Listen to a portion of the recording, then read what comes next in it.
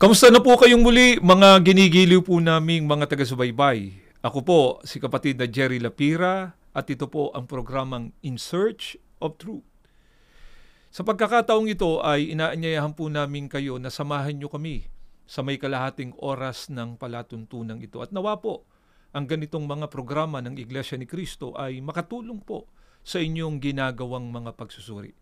Sa unang bahagi po ng ating programa ay pakinggan at panoorin po muna natin ang aming isinagawang interview sa isa naming masiglang kapatid sa Iglesia ni Cristo mula po dyan sa lokal ng Concepcion sa Distrito Eklesyastiko ng Metro Manila East. Ang tinutukoy po namin ay si kapatid na Jenito Salguet. Pakinggan at panoorin po natin ang nabanggit na interview.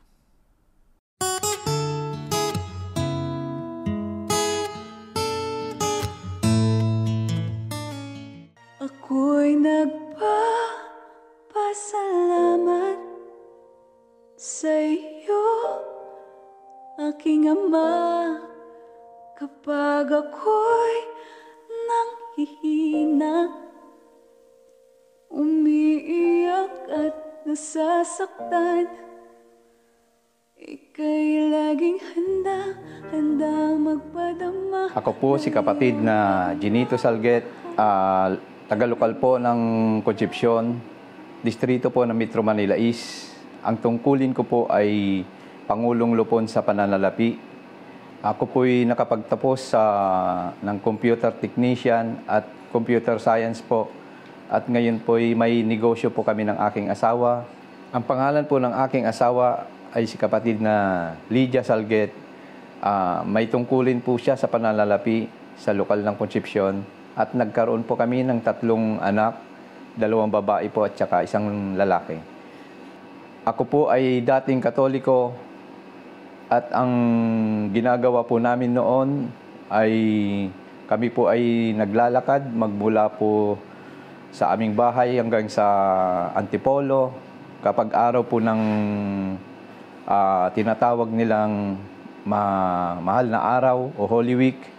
At ang isa ko pong paboritong kainin ay ang dinuguan sapagkat iyan po ang karaniwang inihahanda kapag may piyesta sa aming lugar. Pagka dumarating ang Disyembre ay ako po'y kinukumpleto ko po ang tinatawag naming simbang gabi. Ginagawa ko po lahat yun noon sapagkat naniniwala po kasi ako noon na kapag nagawa ko po yun ay mabibiyayaan ako at maliligtas sa araw ng paghukom. Nakilala ko naman po ang Iglesia ni Cristo sapagkat may isang kapatid po na nag-anyaya sa akin sa isang pamamahayag at hanggang sa tuluyan ko na pong magsuri sa lahat ng mga aral po sa loob ng Iglesia ni Cristo. Nagpasya po akong magpatuloy na magsuri sapagkat pinagkumpara ko po ang aral ng Iglesia ni Cristo at saka sa dati ko pong relihiyon, ang pagkakaiba po nila. Malaki po ang pagkakaiba ng aral ng Iglesia ni Cristo at saka ang dati ko pong relihiyon. Unang-una po, ang Iglesia ni Cristo, doon po sila kumukuha sa Biblia ng mga aral na kanilang itinuturo. Samantalang sa Iglesia Katolika, karamihan sa kanilang aral ay wala po sa Biblia. Ang ilan po ditong halimbawa ay ang pagkain ng dugo na ang aral po sa Iglesia ni Cristo ay bawal pong kumain ng dugo. Subalit sa Iglesia Katolika po ay pinapayagan pong kumain ng dugo. Sa Iglesia Katolika ay sumasamba kami sa mga ribolto, subalit pinagbabawal po sa Biblia na sumamba sa ribolto o Diyos-Diyusan at napakarami pa pong iba. Kaya naman po nagpasya po akong mag-Iglesia ni Cristo sa kabila man po na may mga umuusig po sa akin. Unang-una po ang aking mga magulang. Subalit na unawaan ko po yung aral sa loob ng Iglesia ni Cristo, kaya nanindigan po ako na umanib sa loob ng Iglesia ni Cristo. Ako po yung nabautismuhan noong December 25, taong 2005 sa lokal po na Angono, distrito po ng Rizal.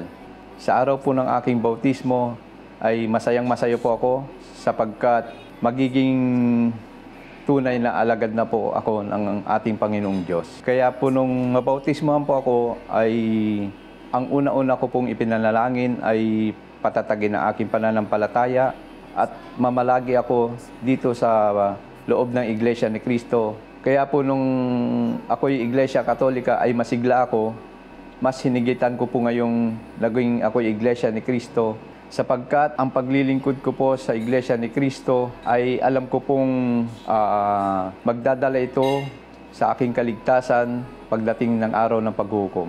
Kaya sinikap ko naman pong tumanggap ng aking banal na tungkulin sa loob ng Iglesia ni Cristo.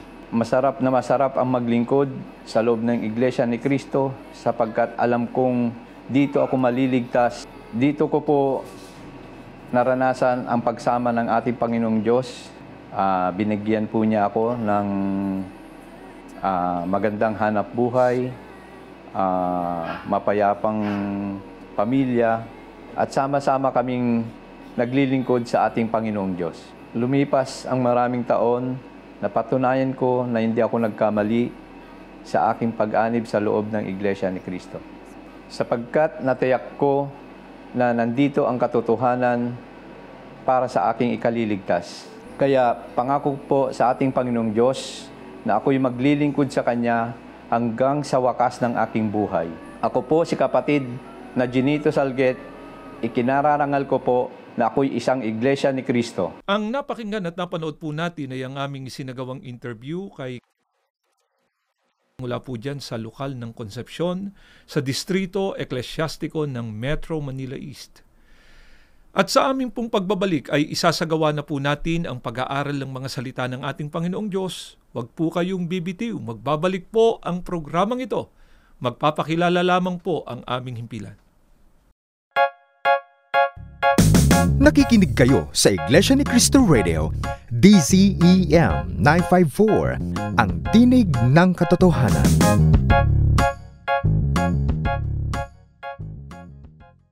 Nagbabalik po ang programang ito, ang In Search of Truth. At sa pagkakataong ito ay binabati po namin ang lahat ng ating mga kapatid sa Iglesia ni Cristo na nasa iba't ibang panig ng mundo. Gayun din po yung mga may tungkulin, mga ministro at mga gagawa, diyan po sa distrito ng Metro Manila East sa pangunguna po ng kanilang tagapangasiwa. Partikular po na binabati din namin sa pagkakataong ito ang sambahayan na kanina po ay ating na-interview. Si kapatid na Ginito po, kaya ng kanyang binanggit kanina sa interview natin, siya ay isang dating saradong Katoliko. Subalit, nung pagbigyan niya yung paanyaya ng aming mga kapatid noon sa Iglesia ni Cristo na siya ay makapakinig at magsuri sa pangangaral ng Iglesia ni Cristo, ay nabago po ang kanyang pananaw ukol sa reliyon.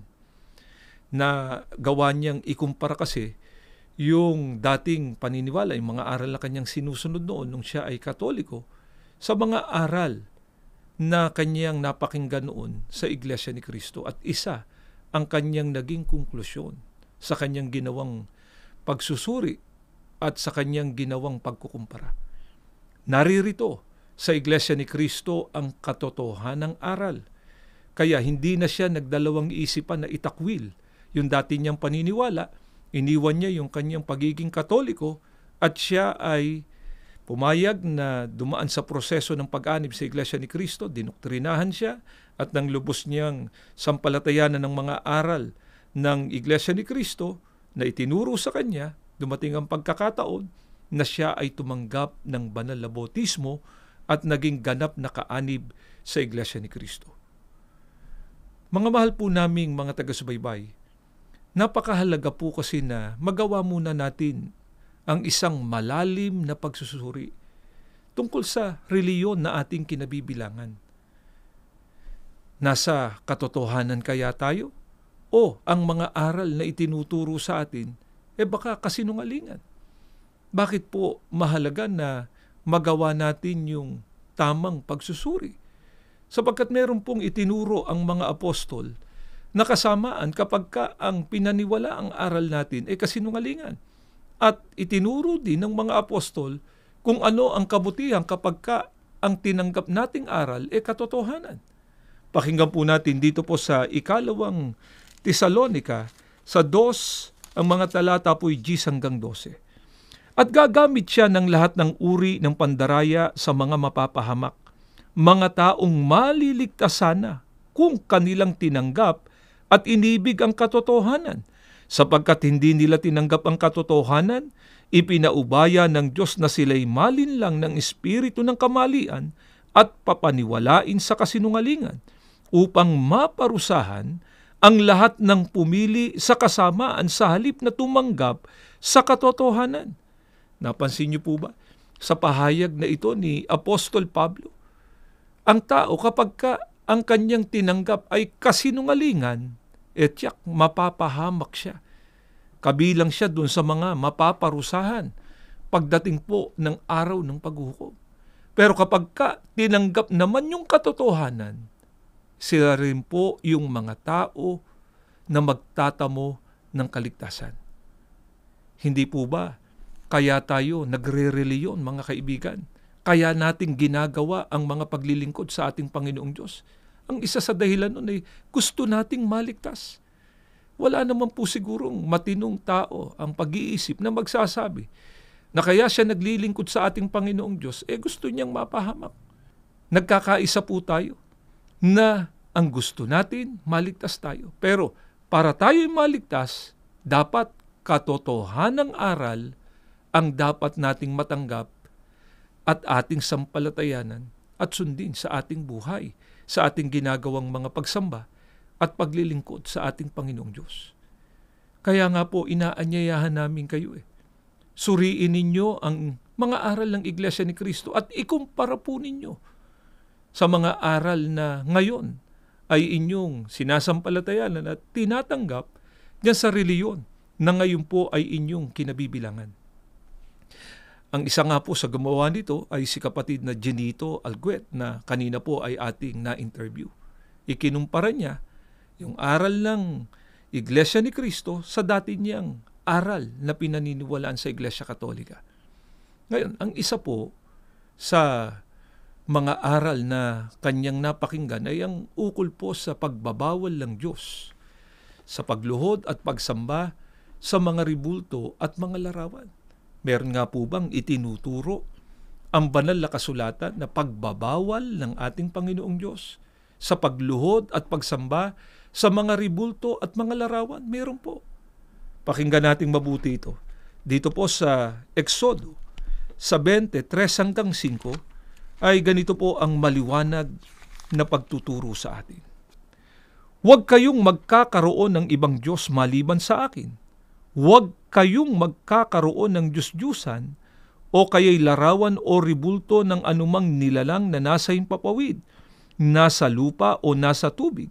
Huwag kayong yuyukod o maglilingkod sa alinman sa mga Diyos-Diyusang yan, sapagkat akong si Yahweh ay mapanibuguin, parurusahan ko ang lahat ng aayaw sa akin, pati ang kanilang mga anak, hanggang sa ika-4 na saling lahi. Maliwanag po ang pagtuturo dito ng ating Panginoong Diyos.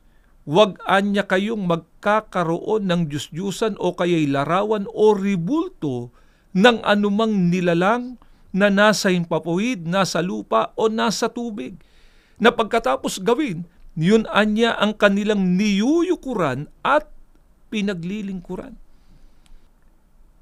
Pero ano po ang pangangatwiran pa rin ng Iglesia Katolika ukol dyan sa kanilang ginagawang pagluhod at pagsama sa mga ribulto at mga larawan?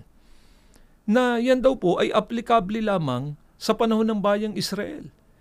Yung pagbabawal na yan ng pagluhod at pagsamba sa mga ribulto at mga larawan sa panahong Kristiyano daw ay hindi na raw yan aplikable pa. Ang katunayan po ay meron kami ditong dalang isang aklat Katoliko na pinamagatang This is the Faith by Francis J. Ripley. Dito po sa page 382 ay ganito ang mababasa natin sa pagkakaliwat na po ito sa wikang Pilipino natin. Basahin, pakinggan natin. Totoo na ang unang utos ng Diyos ay tila nagbabawal sa mga Hudyo na gumawa ng anumang larawan. Huwag kang magkakaroon ng ibang mga Diyos sa harapan ko. Huwag kang gagawa para sa iyo ng larawang inanyuan o kawangis man ng anuman. Subalit maliwanag na ang diin ay nasa una at huling sugnay. Walang ibang mga Diyos. Huwag mo silang sasambahin. Gayunman, kahit na ang pagbabawal ay lubos, ito ay hindi sumasaklaw sa mga Kristiyano. Ito po ang pangangatwiran ng Iglesia Katolika, na sa panahong Kristiyano raw ay hindi na sumasaklaw ang pagbabawal ng ating Panginoong Diyos sa pagluhod at pagsamba sa mga ribulto at mga larawan. Ito kayang pangangatwiran nilang ito ay totoo at sinasang-ayunan ng banal na kasulatan. Hindi nga po ba ipinagbabawal sa panahong Kristiyano ang pagluhod at pagsamba sa mga ribulto at mga larawan?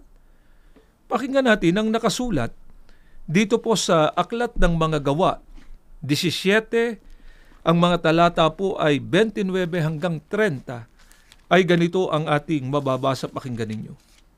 Yamang tayo nga'y lahi ng Diyos, ay hindi marapat nating isipin na ang pagka-Diyos ay katulad ng ginto o ng pilak o ng bato, na inukit ng kabiasnan at katalinuhan ng tao. Ang mga panahon ng kahangalan ay pinalipas na nga ng Diyos. Datapwat nga ipinag-uutos niya sa mga tao na mangagsisi silang lahat sa lahat ng dako. Napansin niyo sana ito sa pahayag ng mga apostol.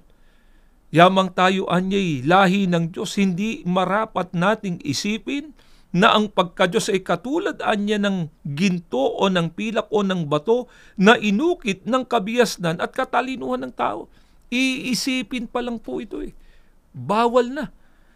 Itutulad mo ang ating Panginoong Diyos sa isang bato o ginto na inukit ng tao. E di lalo na kaya kung gumawa na mismo ang tao. Umukit na siya ng sanghugis tao mula sa ginto o mula sa bato, mula sa kahoy. At yun ang kanyang kinilalang Diyos. Kaya hanggang sa panahong Kristiyano po ay maliwanag na ipinagbabawal pa rin ang paggawa ng mga imahe, ribulto, larawan na pagkatapos gawin ay niluluhuran at sinasamba ng mga tao. Maaaring ito naman po sabihin ng iba. Yung pong ilan sa mga larawan, di umano, na nasa kanila daw simbahan ay mga larawan daw ng mga apostol. Baka naman ang mga apostol nga po sa kanilang kapanahunan, pumayag na sila ay sambahin. Pumayag sila na sila'y luhuran.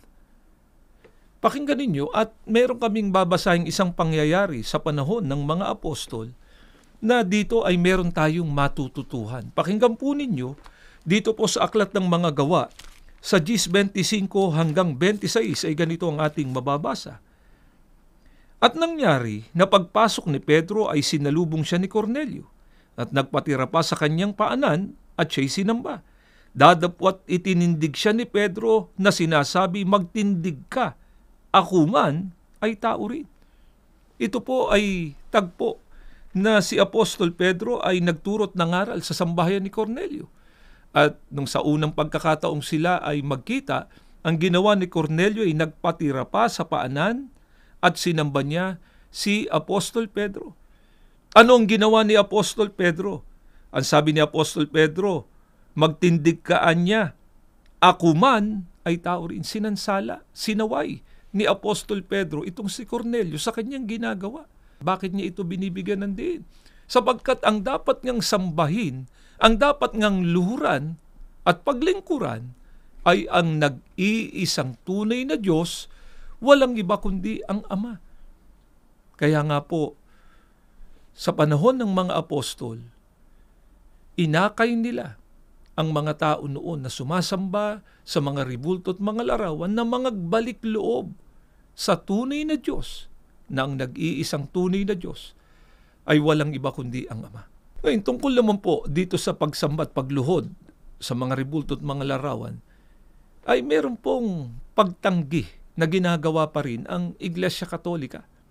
Ano po ang katunayan nito? Meron po kaming dalang aklat dito rin na pinamagatang pananampalataya at katwiran dito po sa page 155 ay meron po silang ganitong sinasabi. Pakinggan ninyo ito. Sa anong aklat nakasulat na ipinasasamba ng Iglesia Katolika ang mga larawan? Ito ang kanilang hamon po. Ang kanilang hamon, sa anuanyang aklat nakasulat na ipinasasamba ng Iglesia Katolika ang mga larawan? Ito ay rhetorical question.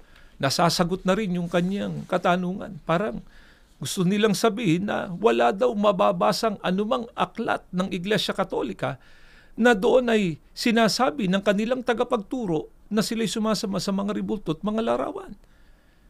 Wala nga po ba tayong mababasa, mga kaibigan, aklat ng Iglesia Katolika na doon ay nagtuturo at sinasabi na lumuhod, sumamba sa mga ribulto at mga larawan? Meron po.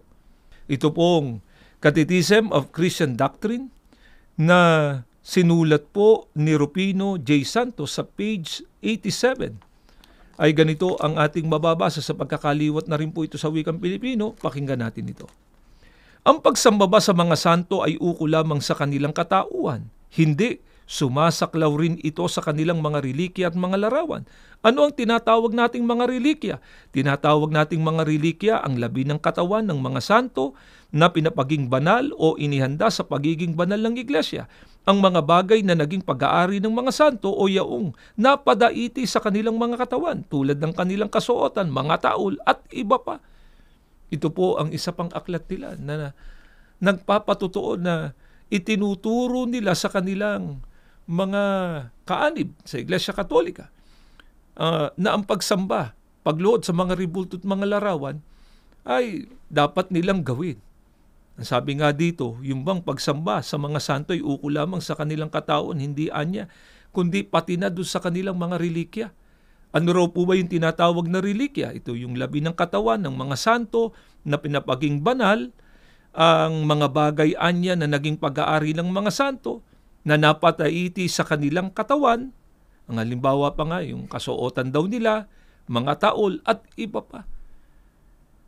Mga kaibigan, ito po ang pag-amin ng mga otoridad ng Iglesia Katolika na talagang sila nga ay lumuluhod at sumasamba sa mga ribulto at mga larawan. Kaya, ikumpara lamang po natin, mga kaibigan, kung sino ang nagtuturo ng katotohanan. Ang Iglesia ni Cristo, nang itinataguyod ay ang aral na nakasulat sa Biblia, ipinagbabawal ng ating Panginoong Diyos ang paggawa ng anumang ribulto at larawan na pagkatapos gawin ay niluluhuran at sinasamba. O sa itinuturo ng Iglesia Katolika na dapat daw sumamba, lumuhod ang tao sa mga ribulto at mga larawan. Kayo na po ang makapagpapasya, mga kaibigan, kung sino po ang nagtuturo ng katotohanan. Ngayon, pagka ang pag-uusapan po ay katotohanan, para ang tao ay magtamo ng kaligtasan, ano po ang itinuro ng ating Panginoong Sukristo na dapat na mapakinggan, tanggapin ng tao at sundin para siya ay maligtas? Tandaan natin, yung sinabi po kanina na yung tatanggap ng katotohanan, sila ang maliligtas. Pagka hindi mo tinanggap yung katotohanan at ang pinaniwalaan mo ay kasinungalingang aral, hindi ka maliligtas, kundi mapapabilang ka doon sa mapapahamak pagdating ng araw ng paghukom. Pakinggan po natin ang nakasulat dito po sa Juan G7 at 9 ng Saling Revised English Bible. Sa pagkakaliwat na po ito sa wikang Pilipino natin basahin, pakinggan ninyo. Kaya muling nagsalita si Jesus, buong katotohanan ng sinasabi ko sa inyo. Ako ang pintuan ng kulungan ng mga tupa. Ako ang pintuan. Sino man na pumasok sa loob ng kawan sa pamamagitan ko ay maliligtas. Ito po, mga kaibigan, ang katotohanan ng itinuro ng ating Panginoong Sukristo. Para ang tao ay maligtas, dapat na pumasok sa Kanya bilang pintuan. At ang mga tao na tunay na pumasok sa Kanya bilang pintuan, napalooban niya sa isang kawan. Alin yung isang kawan na dito napaloob ang mga taong tunay na pumasok sa ating Panginoong Sukristo bilang pintuan? Pakinggan natin dito po sa Aklat ng Mga Gawa 20:28. Salin po ito ni Ginoong George M. Lamsa sa pagkakaliwat na rin po sa wikang Pilipino natin basahin. Ingatan ninyo kung gayon ang inyong sarili at ang buong kawan. Narito'y hinirang kayo ng Espiritu Santo ng mga katiwala upang pakanin ang Iglesia ni Kristo na binili niya ng kanyang dugo.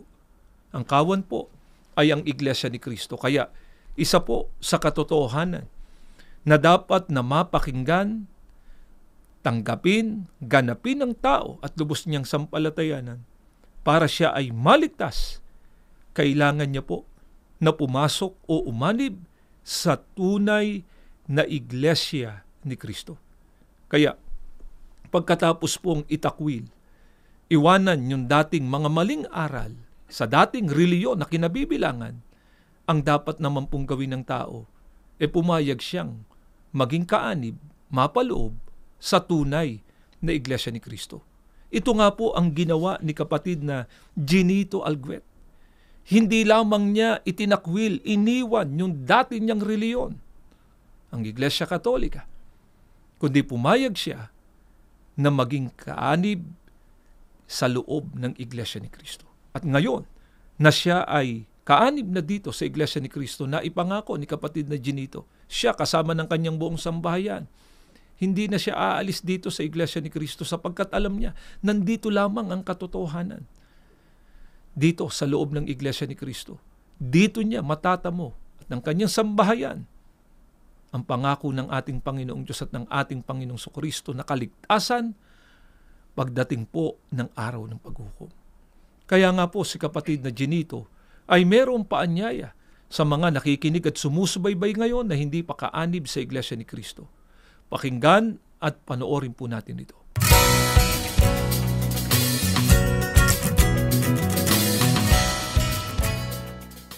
Sa mga hindi pa po kaanib sa Iglesia ni Kristo, inaanyayahan ko po kayong magsuri para ikumpara po ang aral na inyong relihiyon ngayon sa aral po na itinuturo sa loob ng Iglesia ni Kristo. At malalaman niyo po ang katotohanan. Maraming salamat po. Nawa po ay nakatutulong ang ginagawa po naming paglalahad na ito ng mga kalooban ng Diyos sa inyong ginagawang mga pagsusuri. At dumating po ang pagkakataon, magkasama-sama na po tayo dito sa Iglesia ni Kristo. Bago po tayo magtapos, inaanyayahan po namin kayo sa isang panalangin. Panginoon na aming Diyos, salamat po ng napakarami. Muli po nagamit ang palatuntunang ito para maituro at maihayag ang iyong mga katotohanan. Mga aral mo po na kung ito'y tatanggapin lamang at sasampalatayanan ng mga tao, maghahatid sa amin sa pagtatamo ng pangako mo pong kaligtasan. Panginoong Kristo, lumalapit din po kami sa iyo. Maawa ka po, patuloy mo kaming ipamagitan sa Ama. Patuloy na pagpalain at basbasan ang kabuuan ng iyong iglesia. Pangunahin na po ang aming tagapamahalang pangkalahatan, ang kapatid na Eduardo B. Manalo. Ama, sa muli naming paglapit sa iyo, buo na po ang aming pag-asa. Pinakikinggan mo po ang aming mga panalangin. Ang lahat ng ito, magalang na po naming ipinakikiusap sa pangalan po ng aming tagapagligtas na si Kristo Jesus. Amen.